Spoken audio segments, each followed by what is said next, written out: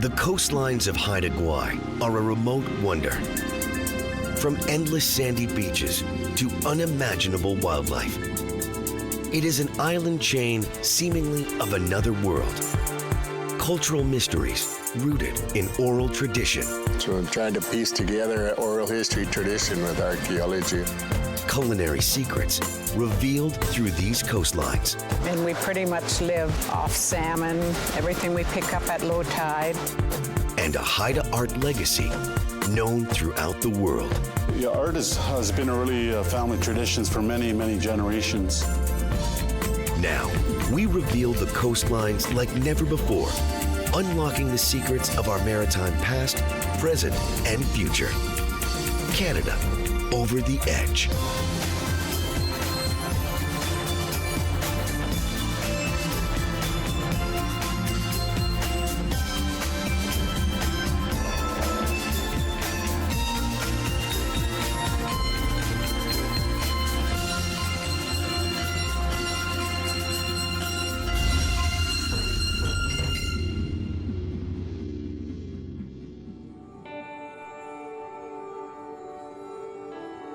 Haida Gwaii is an incredible offshore archipelago.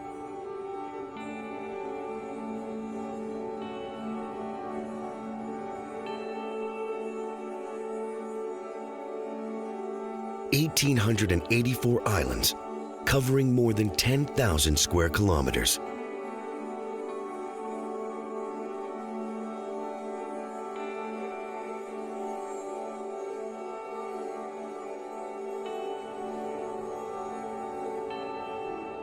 It is located off the western coastline of British Columbia and separated from Alaska by the waters of Dixon Entrance.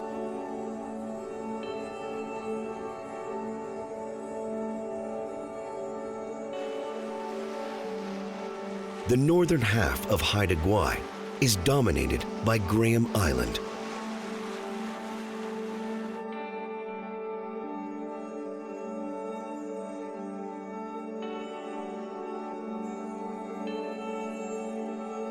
Graham Island's northern marine perimeter is a barren natural wonder. 80 kilometers of rocky coastline, stretching from Langara Light Station to Rose Point.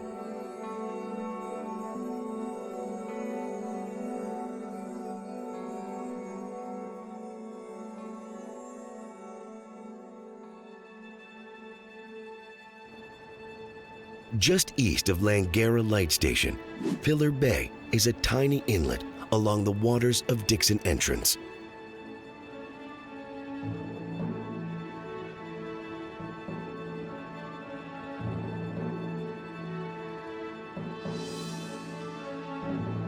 It is home to Pillar Rock, a landmark here, formed over time as crashing waves and winds slowly eroded the headland surrounding, leaving behind this geological wonder. Pillar Rock measures 8 meters in diameter and stands 30 meters tall.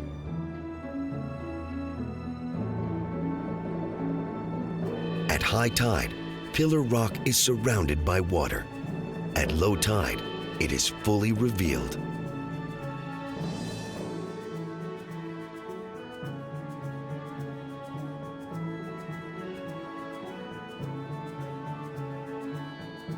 Amazingly, trees and shrubbery line the top of this marine wonder.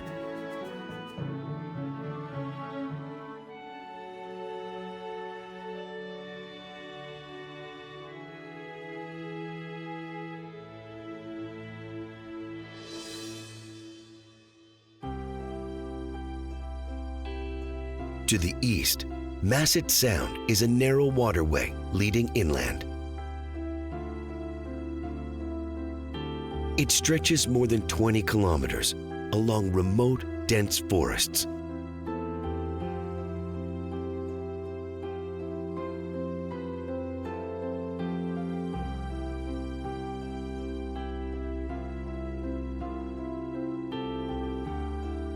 To the northwest, Drizzle Lake Ecological Reserve lines the waters of Masset Sound.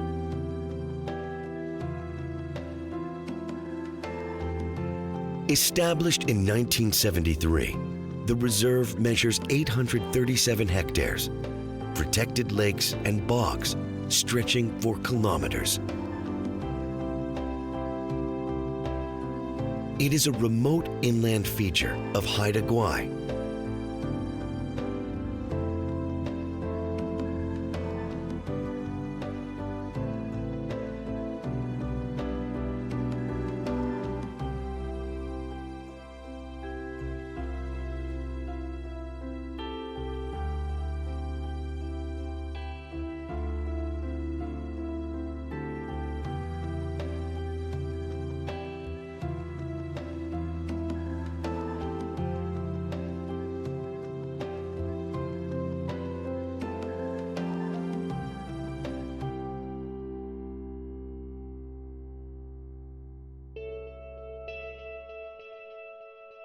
Back to the coast, the villages of Masset and Old Masset are the first signs of civilization along this coast. Masset is the service hub for the region, home to nearly 1,000 people.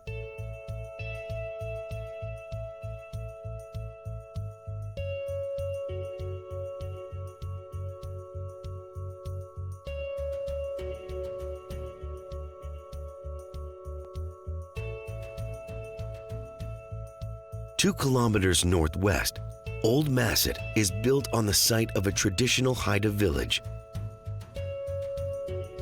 Today, Haida tradition continues to thrive here through the work of artists like Christian White. Yeah, art has been a really family traditions for many, many generations, going back to my great-great-grandparents. As we were growing up, we were really surrounded by the art.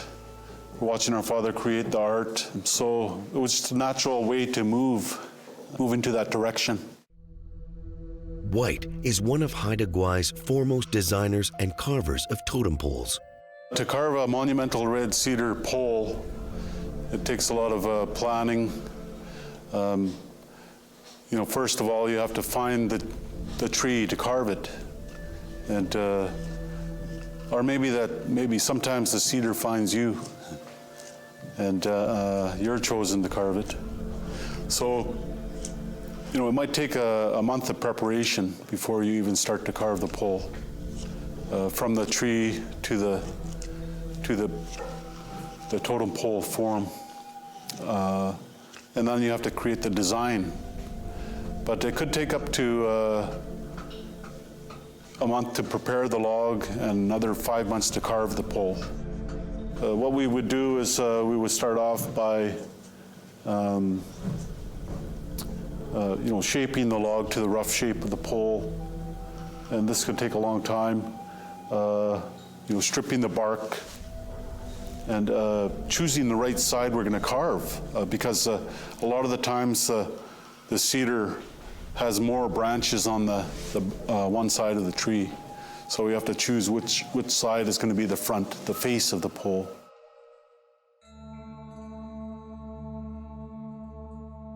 The secret of carving a totem pole is to create a sense of depth while actually not even really having that deep of a carving. It's a very monumental style that the Haida people have learned to carve.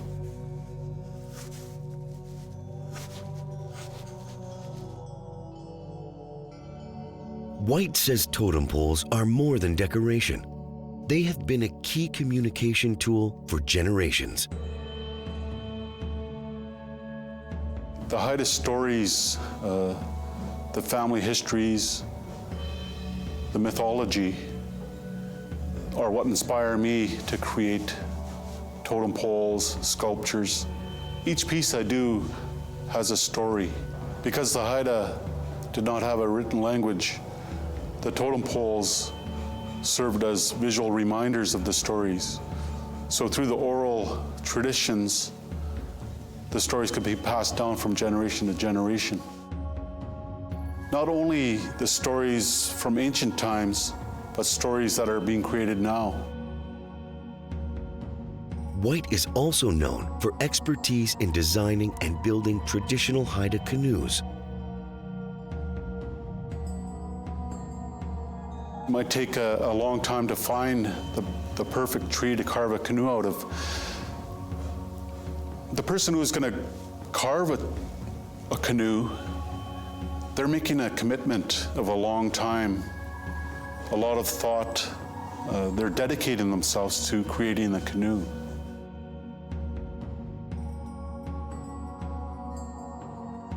Originally, the canoes were carved in the forest, under the cover of the canopy of the forest, the old growth. Every step of the way was, there was ceremony involved also.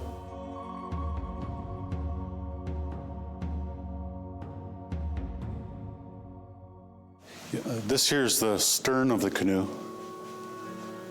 Yeah. It's carved out of western red cedar. So I would sit here while I'm steering the canoe, and all the paddlers would sit along either side.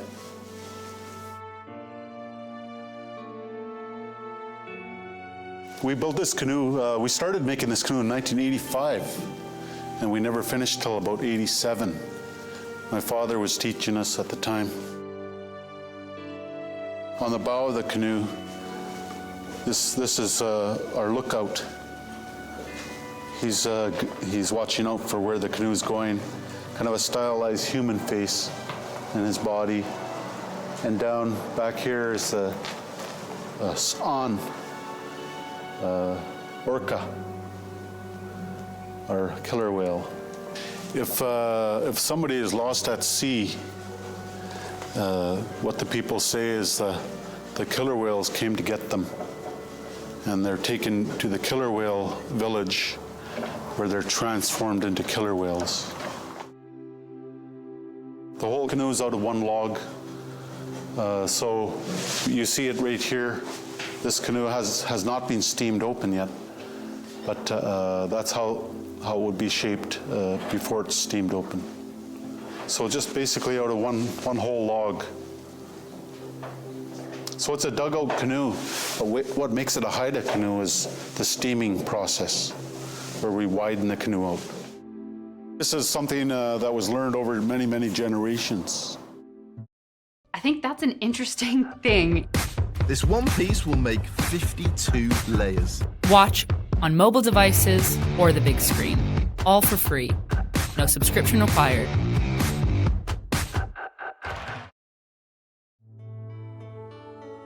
Haida Gwaii is home to an abundance of artists. Christian White believes working on this unique archipelago is an inspiration. Well, I find Haida Gwaii, as an artist, I find it very inspiring. We have a lot of ancient rainforests here, mountains, many sandy beaches. I find a lot of inspiration just exploring the islands here. I take my young people that work with me, I take them out into the forest to look at cedars, to look at, I like to show them that there's more to these islands than this small little town we're at right now. There's a lot we can look at, a lot we can enjoy. That's what, keeps me inspired, and it keeps me moving ahead. Christian White believes art will continue to be key in a resurgence in Haida culture on Haida Gwaii. With the resurgence of the arts, it not only brings in monetary gain, but also there's a resurgence in the ceremonialism. And of course, that encourages more art to be created. Many people that look at my work and they say, well, where is Haida Gwaii? And then it inspires them to come here and to explore our beautiful islands.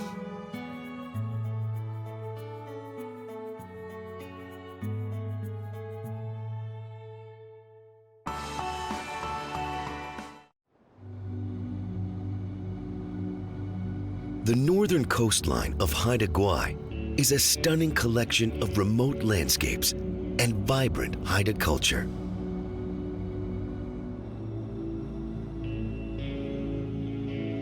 Traveling east along Graham Island's marine perimeter, one of the region's most recognizable landmarks lies ahead. This is an AN-FRD-10 high-frequency direction finding array.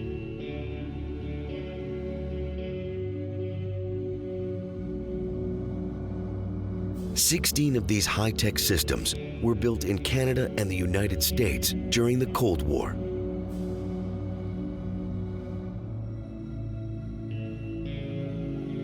This circular ring of antennae could detect and track the movement of Soviet submarines 5,000 kilometers away.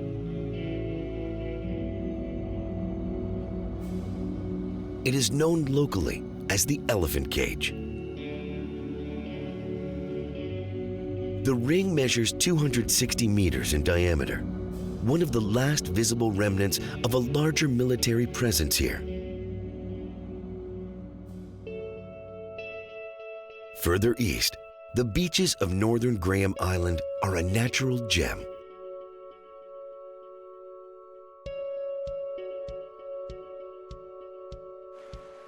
They are sparsely populated, home to an abundance of wildlife and seabird populations.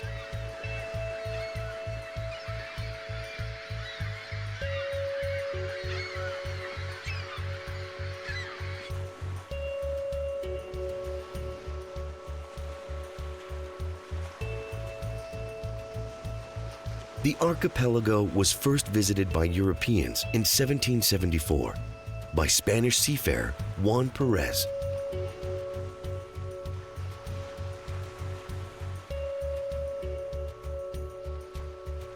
Explorer James Cook arrived just 4 years later, establishing a British presence here.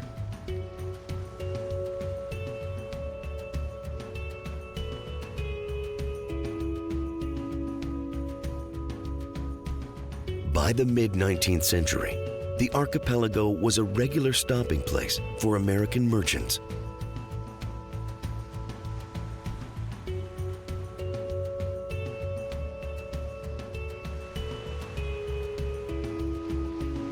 The British decided to formally establish a colony,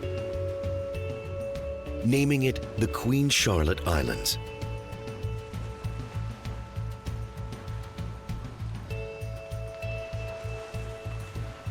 It would be known by this name to the outside world for more than a century,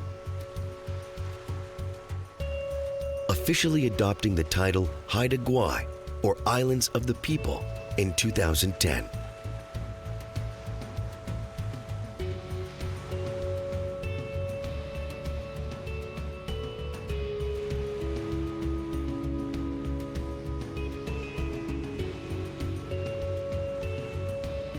In the distance, the vast landscape of Argonaut Plain suddenly changes.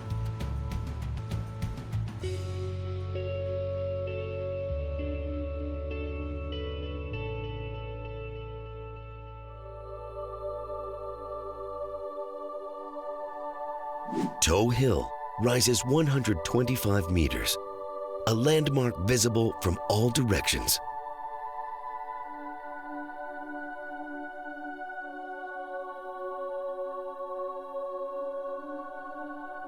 The hill was formed 2 million years ago as volcanic rock solidified into basalt pillars.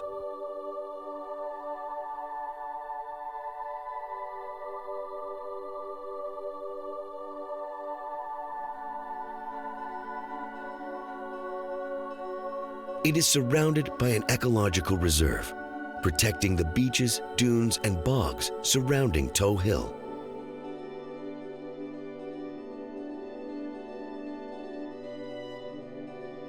Haida legend treats Toe as a living character, that the hill itself was once located near Masset Inlet. When Toe became angry, he left, settling here on the northern shore of Graham Island.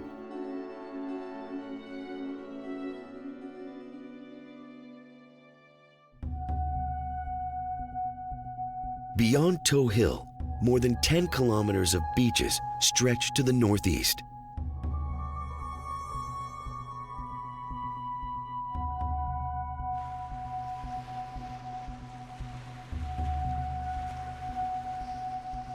These beaches have been home to the Haida people for thousands of years.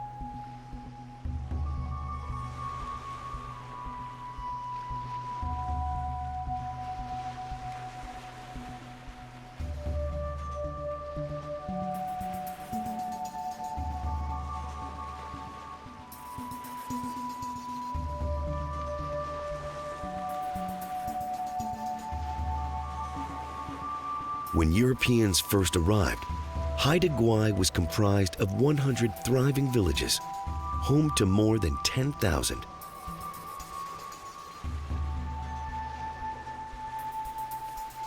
But the 19th century proved tragic for the Haida people. Smallpox killed 90% of the population.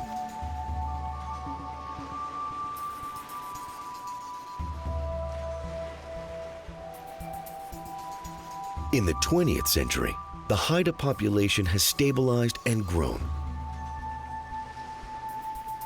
Today, 45% of residents are Haida.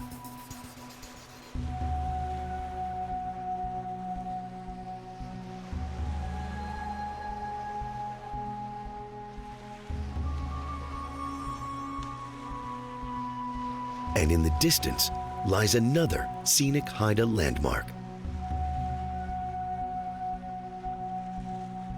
It is Rose Point and Rose Spit beyond.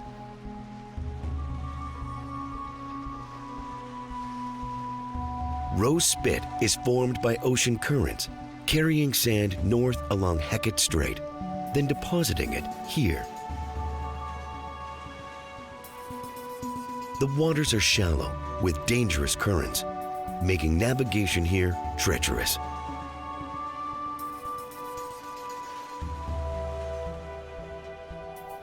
It is the northeastern tip of Graham Island and the closest point on the archipelago to mainland British Columbia.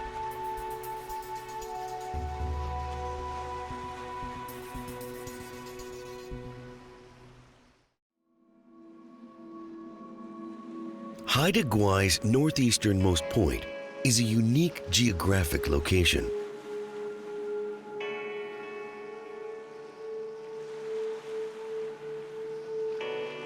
Rose Spit marks the convergence of two great waterways, Dixon Entrance and Hecate Strait.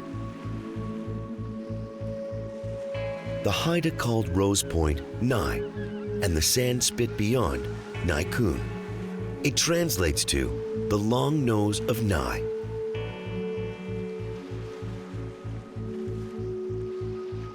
And Rose Spit is part of Naikoon Provincial Park.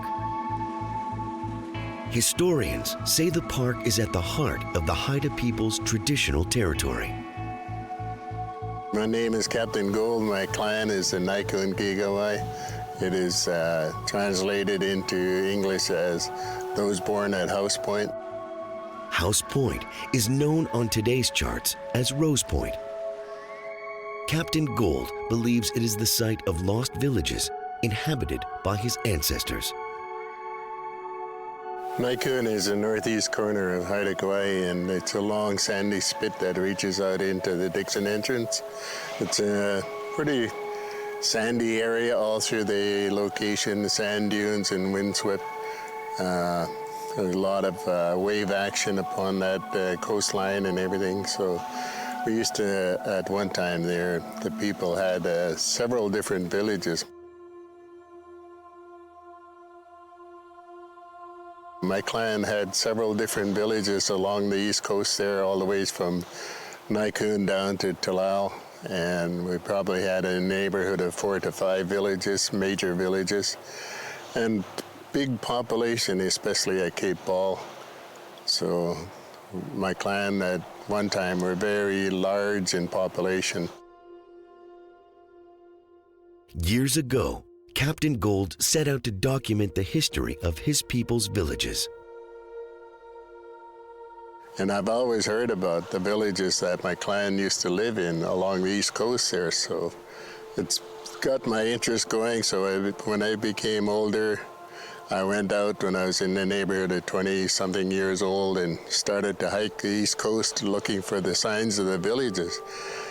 And due to the heavy erosion that goes on the east coast from the ocean, from the wind, I could not find any signs of the old villages. So I looked out in the intertidal zones and tried to find artifacts that might have eroded out from those banks along the shore, but I did not find anything along there. So it's even further into the bush and everything else, looking along where I know these locations of the village used to be, I could not find signs of the village also. But the stories were kept alive through oral tradition, including Naikoon's own story of humankind's creation. A lot of it is in the oral history tradition where we pass the word of the history down through the, from one member to another member. One of our interesting stories about the creation time period is when Raven was walking on the mainland and he could hear voices over at Naikoon, so he went over there and he found on the sandy beaches there clamshell, and inside of it was tiny voices coming out, so he peeped in there and he could see the tiny people inside there, and he coaxed them out, and eventually they all came out, and these were the male population. So in order to get the female population, he had gone to along the beach and picked out some chitons and placed them upon some of the beings there, so they became the females. So that's an old story, a real old story about the clamshell and Raven taking mankind out of the clamshell. Captain Gold has collected the ancient stories, and he's studied the archaeology of the region. Now, he's trying to bring the two together. I've had a long history of archaeology since around 1974, and I've had a lifetime history of being involved in the Haida culture and the oral history traditions.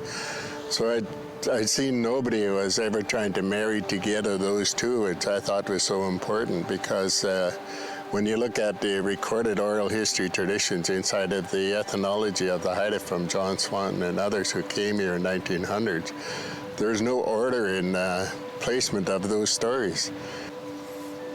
So I'm trying to piece together oral history tradition with archaeology all through this. He believes the first clue may lie in the location of Toe Hill, a hill Naikoon tradition says was moved by divine forces. Gold believes the story may connect to an early glacial period in the region.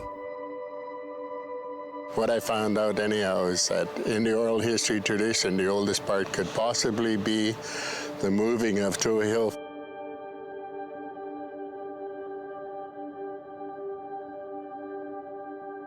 There's two glacial time periods inside of the oral history tradition in the way of the last one that is known began in the neighborhood of 27,000 years ago and ended around 11,000 years ago. The second last one that happened began at 60,000 and ended at around 47,000 years ago. That's the only force that could actually move to a hill. And I figured that was the beginning point of our oral history tradition. Can't prove it yet, but I'm trying to get science to catch up to all the oral history in that regard.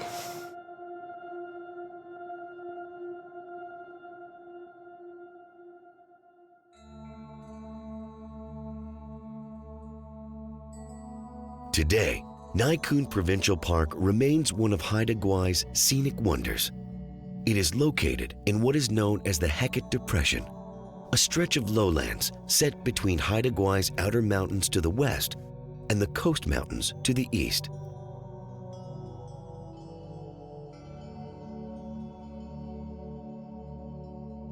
The park measures more than 70,000 hectares, comprising Toe Hill,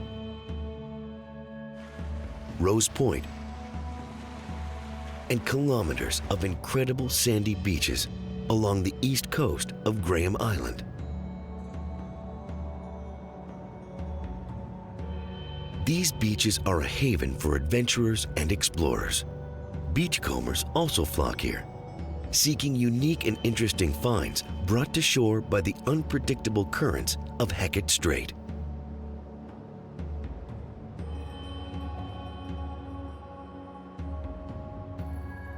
But in the wake of the tragic Japanese tsunami of 2011, Peter Mark made one find that stood out above all others.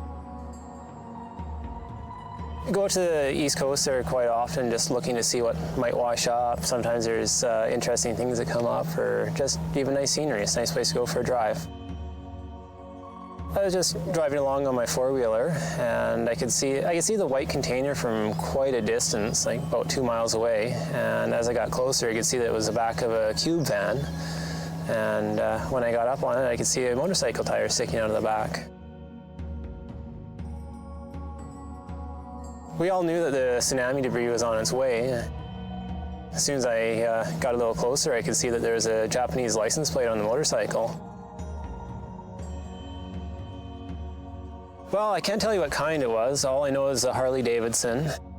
It was black. It was very beat up by the time it got here.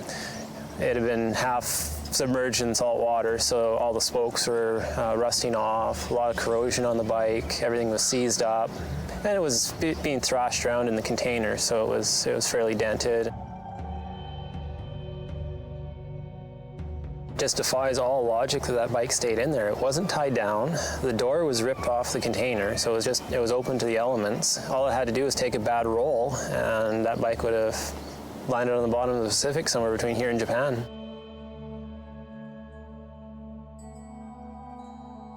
Peter Mark knew right away his find had to be made public.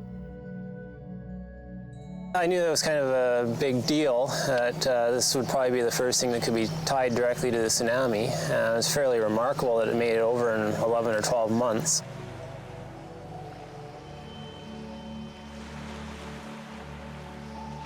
Being in touch with different news agencies, eventually we found out that the owner of the bike actually was alive and had lost everything in the tsunami. And it just kind of added a new dimension to everything. All of a sudden there's a person attached to the story. And it's remarkable the guy is alive, but at the same time he's lost so much. I mean, he's lost family members, his job, his home, everything he owns. It really opens your eyes to what happened over there.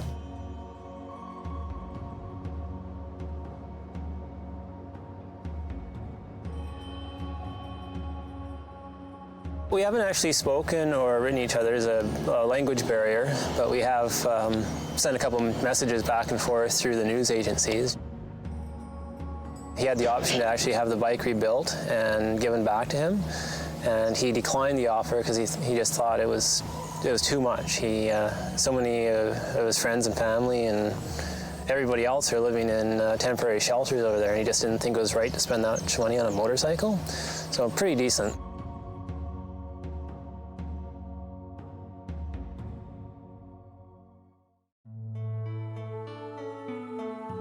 The coastal region of Naikoon Provincial Park is a stunning display of natural beauty.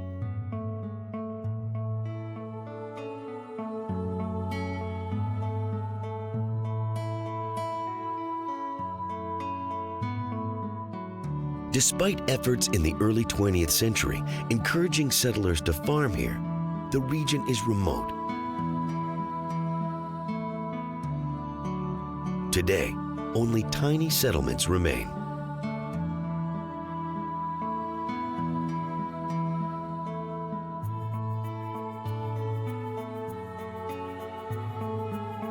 Further south, we return to civilization at the communities of Skidegate and Queen Charlotte.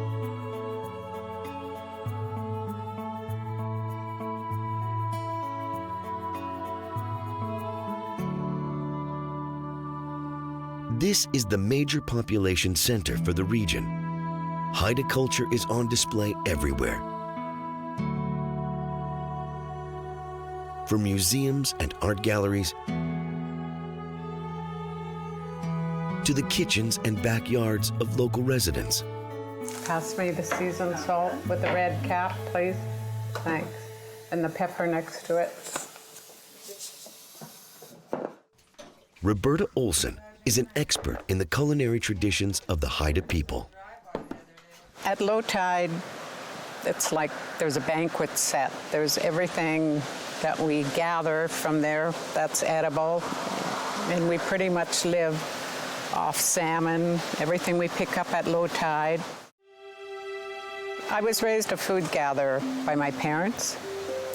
And so as I'm getting older, I spend all year gathering. I start in April and go right through till October, November. And it starts off with picking dried seaweed first. And then there's herring roe and kelp that happens later. And then the salmon start arriving, and it just goes on and on with gathering food. Olsen has become famous for traditional feasts she prepares and serves from her own seaside home. Hey, Mary. Mary. Can you grab me the dill weed and the parsley and put it on here? Put quite a bit on. And then drizzle some parsley onto. I get the phone call and I start gathering and getting organized for it. And there's a lot of people come from different parts of the world as well as our locals. What's on the menu? This is spring salmon. A lot of people call it king salmon, but we call it spring salmon. And this is halibut. Both fishes will be baked. And then there's venison with wild cranberries, wet herring roe and kelp, and pepper smoked fish and plain smoked fish.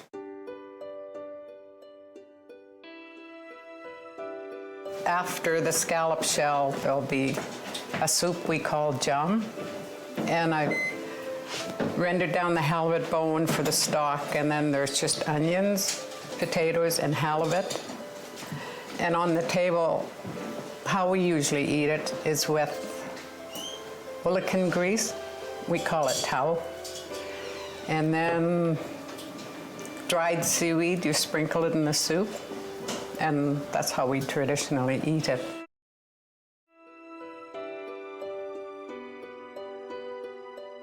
And it is not just Olsen. These feasts are a family affair.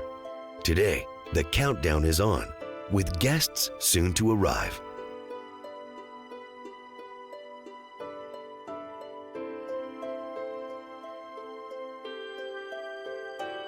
Well, I have 4 grown-up children and 8 grandchildren and 4 great-grandchildren. So that's, I do my best to teach them what I'm doing. I take them to the beach with me and berry picking when they're in diapers, just to show them. And I think when you start with the young ones when they're really young, then it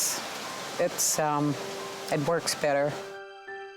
If you stay for supper tonight, you'll get an idea what I do. Tonight's guests are students from Smithers, British Columbia. They are about to enjoy a gourmet Haida experience. I just want to welcome you all to my home. It's always an honor to have guests arrive and eat what I've gathered and prepared. I was raised a food gatherer by my parents, so that's why I'm doing what I'm doing as I'm getting older. My Haida name is Kinawai, and this is my family. I'm Sylvia. I'm Mary. I'm Krista. I'm Shawnee. So I'll say a prayer. Did you want to sing? Okay. I'll say a prayer in Haida and we'll explain what you're having for supper. Salana, Gatag, Skaudigi, Danga Kiltlaga, Hawa. Creator, for the food and for you, I thank you. And Hawa is thank you. Olsen believes sharing these culinary traditions are important. She says no one ever walks away disappointed. For one thing, it's healthy, it's soul food, It's brain food. All the stuff that we eat has so much going, you know, it's healthy. What else can I say? It's good for the body. What I do makes them happy. I mean, that's all I can explain. I work really hard at doing what I do well, like the flavors and the natural, and it just makes people happy to eat what I prepare.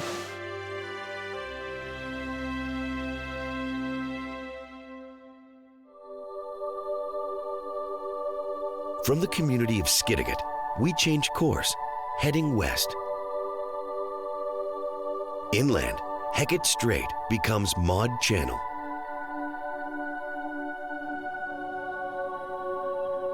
Further, the stunning waters of East Narrows and West Narrows follow a winding path through awe-inspiring scenery.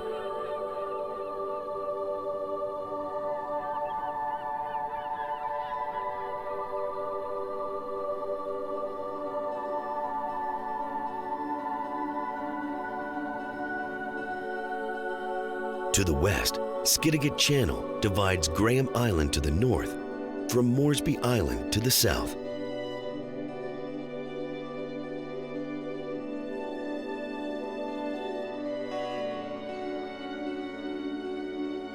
And it leads to Cartwright Sound and the open waters of the Pacific.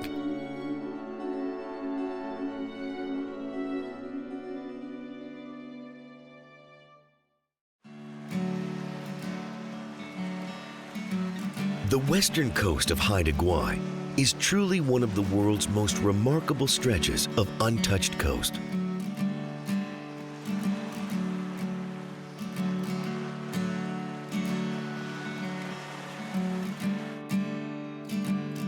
Heading north, following the contours of Graham Island, rocky hills stand alongside dense forests, and pristine islands line the coastal inlets.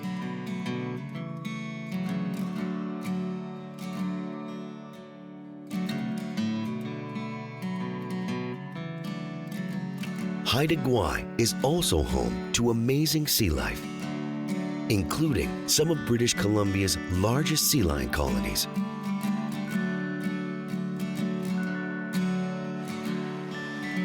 Here at Joseph Rocks, sea lions have been using this as a haul-out site for generations.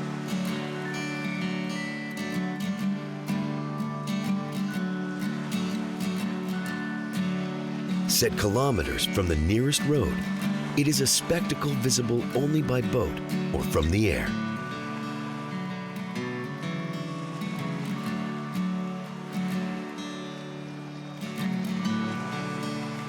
Haida Gwaii is home to 1/3 of BC's sea lion population.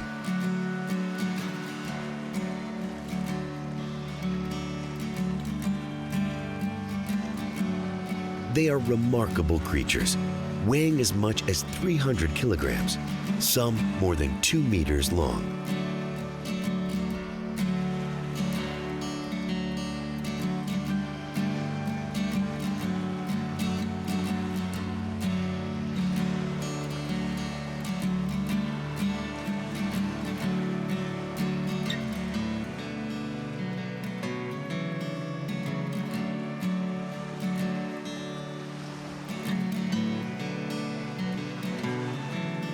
These sea creatures can live to be 30 years old.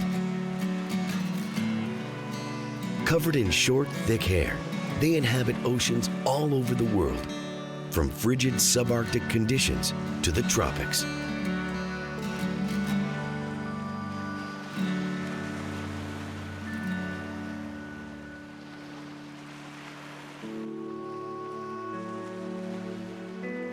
Beyond Joseph Rocks, Graham Island's northwest coast seems even more remote and more pristine than is even imaginable.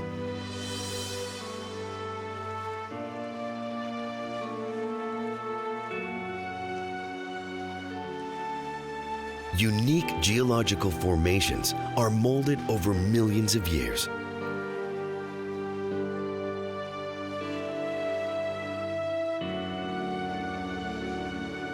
In more sheltered areas, calm pools surround sturdy rock columns, and cliff faces make an abrupt halt on approach to Land's End.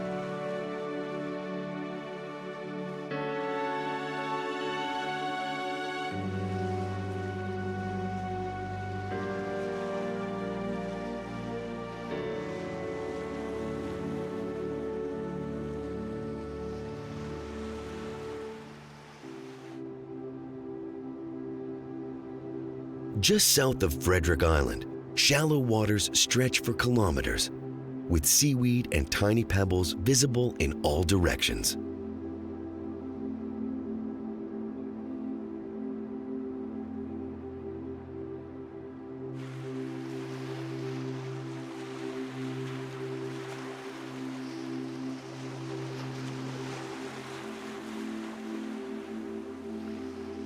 Next, remote sandy beaches lead to the towering trees of Morgan Point and beyond.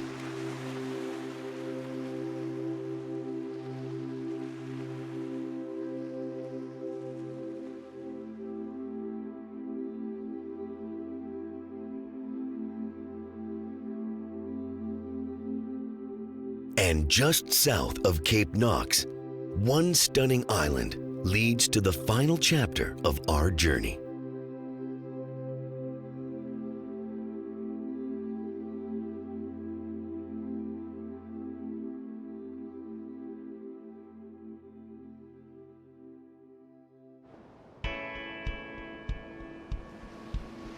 This is Langara Island, named after the Spanish naval commander Juan de Langara.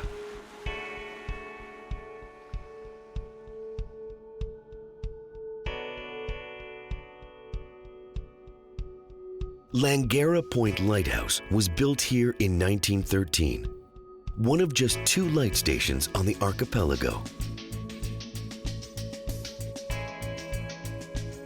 It is Haida Gwaii's northernmost point, just 45 kilometers south of Alaska, along the Dixon Entrance.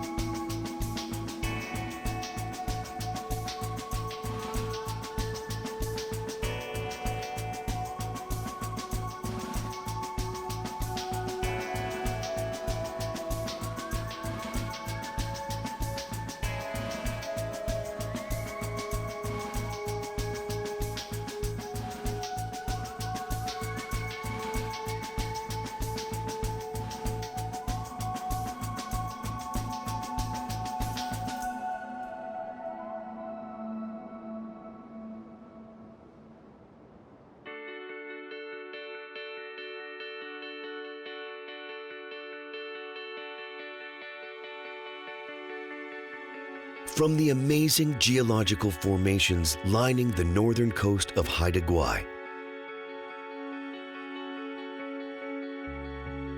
to the cultural stories and stunning beauty of Naikoon Provincial Park,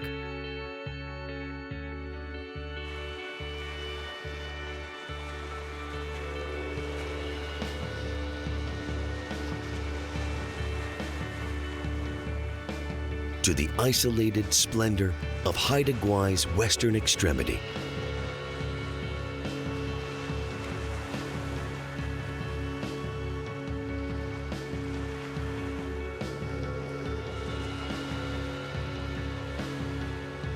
This northern landscape of Haida Gwaii holds unimaginable beauty.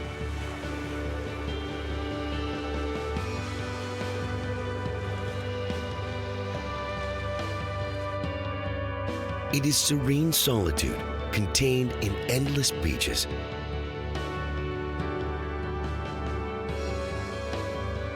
Untouched natural life along pristine interior waterways.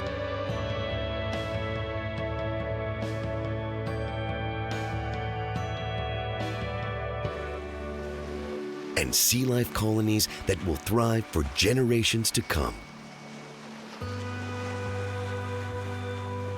Here on the edge of Canada.